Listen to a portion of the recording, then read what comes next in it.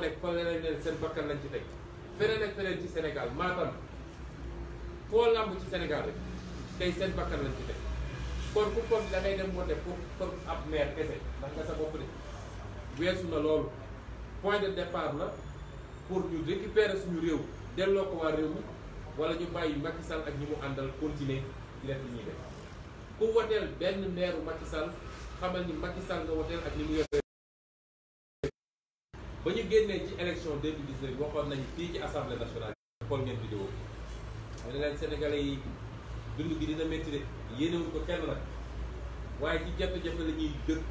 premier jour mandat wu Macky Sall ba dernier jour mandat Macky Sall tey nag ñu wax leen ni tey la waalo di gën a aay nag waalo yi ngeen xarit Sall xam nga sax ñu naan tey la waalo di gën a kontaan waaye tey la waalo di gën a aay wala tey la Casamance di gën a aay waalo yi li tax ma wax loolu mooy àdduna bi dafa bindoo noo xam ne ci crise mondiale la ñuy nekk boo xam ne day gën di métti pétrole bi nga xam ne mooy doxal lépp ci àdduna ma ngay yokk day gën di yokk ñu ne li nga xam ne mooy tax ñu jëlee fii yóbbu fële te ñun réew la boo xam ne comme liggéey ñu suñu réew pour investir cycle économique ba am suñuy industrie am suñu agriculture bu ndox ba mun a am suñu autosuffisance li ëpp ci la ñuy jëfandikoo day jóge ci bitim réew ñu ne la prix fret maritime bi daanaka yokku na ci anam boo xam ne dañ xanaa mosuñu koo gis même ci jamono ay guerre mondiale ci loolu la ñu nekk moo tax lu doon jàll dërëm tey boo moytuwul téeméer lay jàll. nga boole ci nag crise sanitaire bi mooy feebar bii nga xam ne kenn amul solution ñàkku nañ def nañu lépp waaye dégg ngeen dégg ñu ne Omicron ñëw na ak na lu jaaxleeti na loolu mooy situation ci jamono jooju ñun ñu war a xeex ci li ñu delloo réew mi ci waa réew mi te Yewwi Askan Wi incarné ko ñu bëgg a nax nit ñi ci élection locale bi ba xeetu politique bu santé boobu ñu doon def tout le temps mooy amuñu xalaat amuñu programme amuñu gis-gis waaye gannaaw bu ñu sàccee xaalisu réew mi ñëw di ko joxaat ak waa réew mi di leen jox ay 5 000 ak 10 000 fan leen defew fan yi nee nañu barki démb nee nañu 46 milliards la ñuy séddale Sénégalais yi famille yi nga xam ne amuñu doole ñu ne 588 ménages famille lañ koy jox waaw su dee famille bu nekk lu mu tuuti ci 8 personnes mi ngi ci juróom-ñetti nit a ngi ci te loolu la ANSD wax loolu day doon 977 000 francs 977 francs non 9777 francs matul 10 000 9777 francs la ñuy jox kenn ku nekk bu ko defee ñu ne waaw Macky Sall fekk na nga askan wi nangam mu mel ni rek ab xar boo jël ngeen baal ma ci misaal bi teg ko ci néeg ba mu xiif bay waaj a dee ngeen ci benn xottu banaana sotti sànni ko bu ko defee mu kontaan ne ak waa ji de ku baax la jox na ma moom moo dugal askan wi ci guute gi mu nekk du 9000 francs wala 10 000 francs mooy xettali askan wi nga dellu si waat ñu ne retraité yi ñoom Habib Sy ñoom Khalifa Sall man sax war naa laaj sa bopp comme dañ faa daal parce que cotisé woon naa 15 ans non loolu il faut ma topp fàtte woon naa boobu waaw ñu ne retraité yi léegi yokkal nañ leen 10% ci seen pension lépp ci élection bi de dama bëgg Sénégalais yi xippi parce que yooyu daf fi yàgg am boo duggee ci àll bi fépp ñi ngi xool itam yi naan dañuy defaraat tali xool li boo romb poussière kese la te doo gis goudron andi ay potelam tëral ne gars yi ñu ngi waaj a andi électrification tàppale yooyu nga xam ne moom lañu yàgg a def pour nax askan bi dañu bëgg askan bi yeewu ci yooyu te bañ ñetteel bi ñaari fan ñu ne ubbi nañu benn point nano crédit ci at ci dëkk bi pour jox ndaw ñi ak jigéen ñi liggéey waaw emploi yi nga xam ne Macky Sall diggoon na ko askan bi keroog bi ñu ko du may métti mois de mars ba pare dafa dajale ndaw ñëpp fële jam ñaajo daal leen di promettre des milliers d'emplois à part 8500 enseignants yi mu jël ci anam yoo xam ne anam yu doy waar la def naa yenn enseignants yi wax nañ ko Dambou wax na ci keneen ak keneen recrutement clientéliste ak 6000 alkaati yi mu jël jàpp ni ñooñu mun nañoo fexe ba askan bi bis bu jógee ne doyal na ñooñu mun leen contenir lépp ci nax boppam rek ana emploi yi mu créé xaar ba élection jot nga naan ay point nano crédit ubbi nañ bu Ziguinchor ubbi nañ bu Matam te maa ngi wax ndaw ñi la temps yëpp ñu ngi leen di woo di ñëw ne leen andi leen seen carte pour ñu financer leen defoon nañ ko 2019 woo leen ñu ne boobu loolu nano crédit leer na woon ñu woo leen ngeen ñëw ñu ne dañ leen di jox moitié beneen moitié bi su Macky Sall gagné bi mu gagné ba léegi yéen a ngi souffrir benn ndaw amu fi liggéey jigéen ñaa ngi sonn ba fi sonn yem nga la waaye askan wi dimbale leen ñu dimbale leen parce que ñun mënuñu dara su dul jàppale ngeen ñu ci loolu. démb conseil des ministres ñu dégg ñu ne 8 milliards la ñuy jox daara yi waaw léegi nag tal nañu daara ñiy gëstu daara nee nañu 8 milliards la ñuy séddale daara yi waaye nag ren xam naa ko amul kenn ku gën a yeewu sëriñu daara ci Sénégal ñooñu moom wóolu naa leen mun nga nax ñëpp ba mu des sëriñ daara ñu yeewu lañu te yàgg nañoo defal seen bopp gisuñu kenn ku leen jàppale moo tax ku yaakaar ne mën nga leen nax ñu mel nii yow sa bopp kenn kon ci fan yi ñi jot ñi jëm di ngeen gis ñi randal alalu réew mi yëpp tax xamante nañu ñu nag ñoom ñi fi ëpp lu ñu randal ci alalu réew mi ay fonctionnaires yoo xam ne tey ay milliardaires lañ di ngeen gis ñuy wër nag fu nañu dem fa nen ñooy jàppale tel candidat yor xaalis bu dul jeex di ko séddale dama bëgg a Sénégalais yi su ngeen mënul faju bu baax tey su ngeen mënul lekk bu baax su ngeen mënul seen doom su mënul jàng bu baax su ngeen mënul am tali yu baax su dee courant bi ñëwul ndox bi ñëwul xaalis boobu ñu randal te mu waroon tabax hôpitaux yeeg école yeeg yooyu moom la ñuy dellu si waat copp ci as tuut di leen essayer ndax pour ngeen ko teel gal la waaye pour une fois mois de mars sénégalais yi wane nañ ni nous sommes un très grand peuple loolu nag nañu war a yeggali féddali ko dans les urnes féddali ko ci vote bi foofu lañ ci toll. beneen poñ bi may daanele rek wala beneen ñetteelu poñ bi mooy ñi ko déggee waxee am na plainte boo xam ne Samba Boy boobu ñu tuddee Jibril Ngom nga xam ne li mu def yoon da cee teg ay daan ba saax bi ñu jokkee ak avocat bi nee na suba la war a jot arrêt cour d'appel bi pour mën koo dem citation directe pour que ci fan yu gaaw ñu woo ko fële ci tribunal Matam atte ko loolu mooy li ñu seet ak moom waaye ki nga xam ne nag mooy xalifam moo ko yónni loolu ba pare woo ko ci palais bi ci anam bu ñëpp gis ba ñëpp gis loo xam ne ñëpp njort nañ ni koppara ci ne loolu lu garaaw la ci réew mi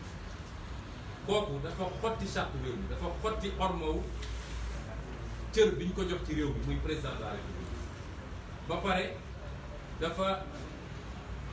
dafa neenal li nga xam ne mooy suñu institution bi nga xam ne mooy président de la république moo tax ñu ne ñun Yewwi Askan Wi mënuñu koo bàyyi noonu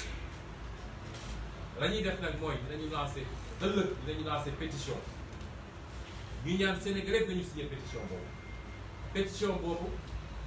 li tax ñu koy lancé mooy pour que ñu saisir Assemblée nationale d'une demande de mise en accusation parce que xam ngeen ni président de la République dañ koo jox arme boo xam ne nee nañ ko yow bokkoo kenn parce que lañ la sas bi mu toll moo tax bokkoo kenn ba tax doo bokk ak nit ñi fooy jaar wala sooy bokk ak nit ñi fooy jaar dañuy arrêté ñëpp yow ba jàll doo bokk ak nit ñi ñoo tukkee ba dañ lay utal sax avion booy dugg yow dong leneen ak leneen ñu jox ko sa njaboot sax dañ leen di jox sécurité yow xamoo lu ceeb di jaar xamoo lu diwlin di jaar xam nga lu courant di jaar lépp dañ la koy fayal waaye nag dafa am lu mu àndal mooy na nga ormal place bi loolu ci loolu nag lañ ko ne boo defoon ak jumbe sax mënuñu la atte ci tribunaux yi comme ni ñuy attee Malick Gakou wala Ousmane Sonko wala keneen dafa am yoon boo xam ne yoon bu spécial la bu ñu lay atte li ñuy tuddee haute cour de justice ñaar bi mooy mënuñu la atte lu dul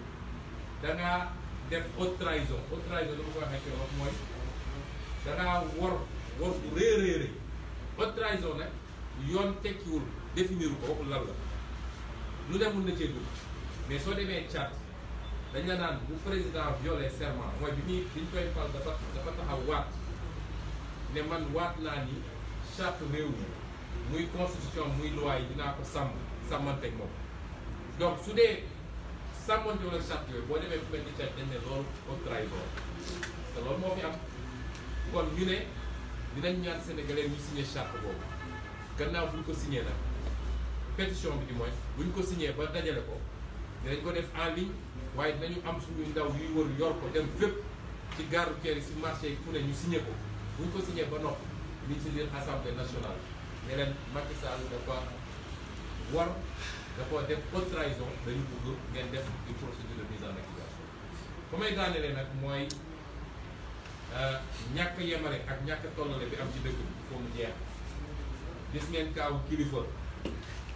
gannaaw bañ ko piégé parce que dossier bi poursuite sax waru ci yoon nag yónni ay nit ñu am ay caméra di enregistré ay nit loo xam ne ci biir nekk et cetera waaye ñu piégé ko ba jàpp ko ba tey ñu ngi koy def lu métti métti moom ak njabootam li gën a yéeme mooy ki nga xam ne mooy ndeyu mbind mi ndax ñoom ñaar ñoo bokk lu ñu leen doon toppee mu wax ni kooku ñetti mbir lañ ko doon toppee kilifa benn bu njëkk dañ koo jàpp ci kër jàpp mu doon sàcc ñu yóbbu ko tëj ko ñoom ñu jaar foofu dem ne ko boo ñu joxee lu ñu mun a jàppee kilifa ak Simon ak waa Y'en a marre ñu bala mu génn ay enregistrement yoo xam ne moom la ñu toppee ñoom kilifa déposé plainte muy ñaareel bu nga xam ne parce que loolu moo gën a garaw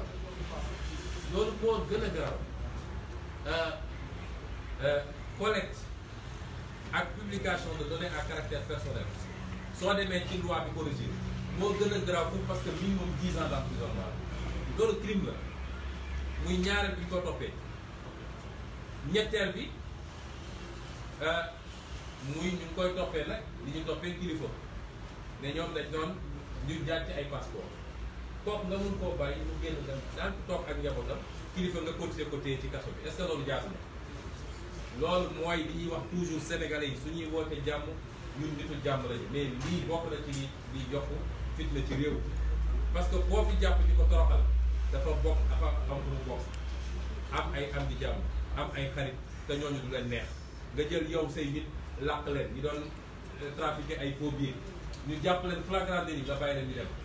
ñi nga xam ne corps de contrôle yi jàpp nañ leen ñu détourné ay milliards nga bàyyi leen ñu dem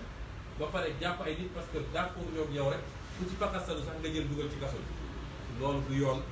te ñi ngi woo Sénégalais ñu mobilisé wu le 10 prochain mobilisation exceptionnelle pour dénoncer injustice yooyu nga xam ne ñu ngi koy jaaral ci li nga xam ne moo waroon yemale ñëpp ñu justice ñu ngi leen di gërëm leen sax asalaamaaleykum di wax nag ni fàtte woon naa ko wax ci version française bi suñu mbokk piir yii gannaaw li amoon Tambacounda yi ñëpp ngeen gis ko te loolu sorewul wala wutewul ak ni xew ci kaw Barthélémy Dias fii kenn du fi nangu ay nit song la yor ay gànnaay nga jox leen seen bopp sa bopp ñu rey leen ñu rey la nga dem toog yow rek kay ñàkk ak sa njaboot boo défendre sa bopp nag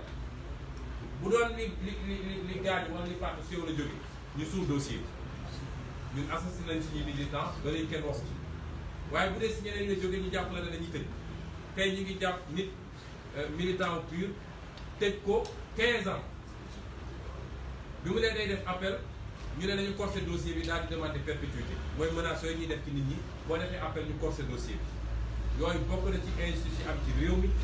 te il faut ñu dénoncer il faut ñu wax ko te Yewwi Askan Wi dootu ko nangu Yewwi Askan Wi dootul nangu leader de l'opposition war a nekk nag fu mu nekk ci dëkk bi di gëstu fu mu nekk ci dëkk bi di tiit loolu jeex na duñu ay délinquants duñu ay criminels comploté wuñu mais on est des citoyens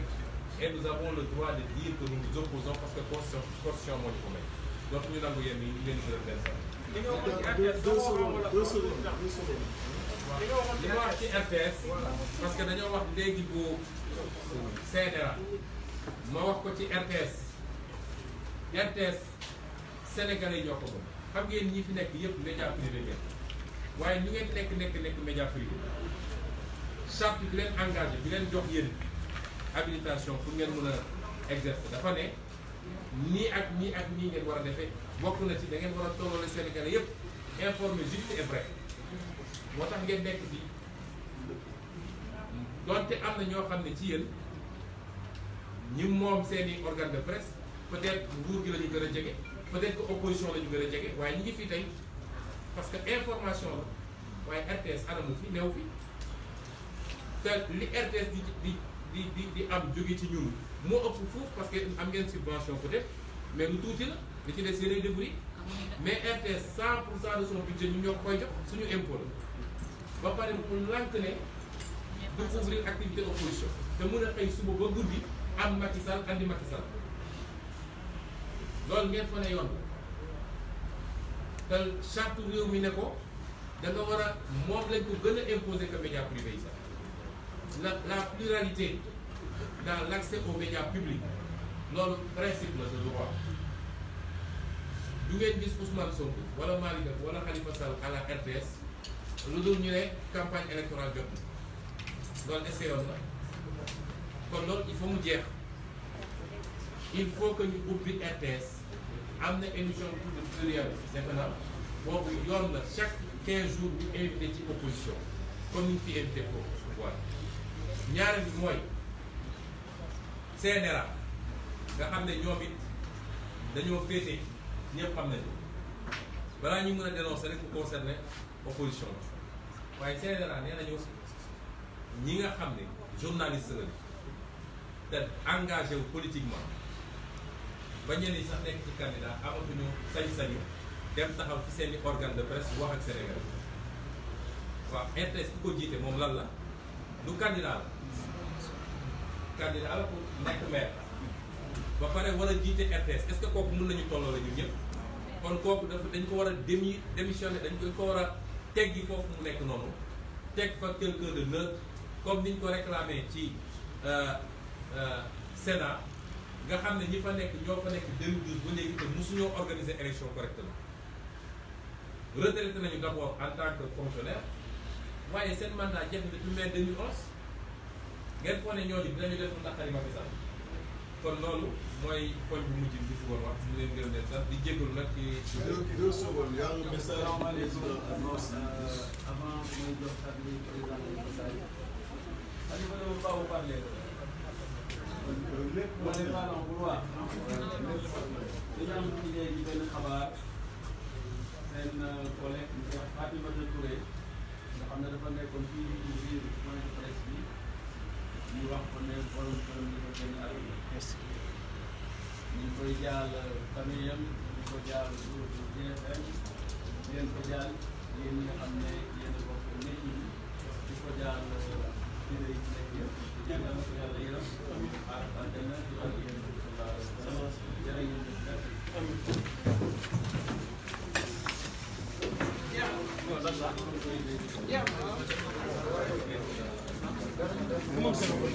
lépp man la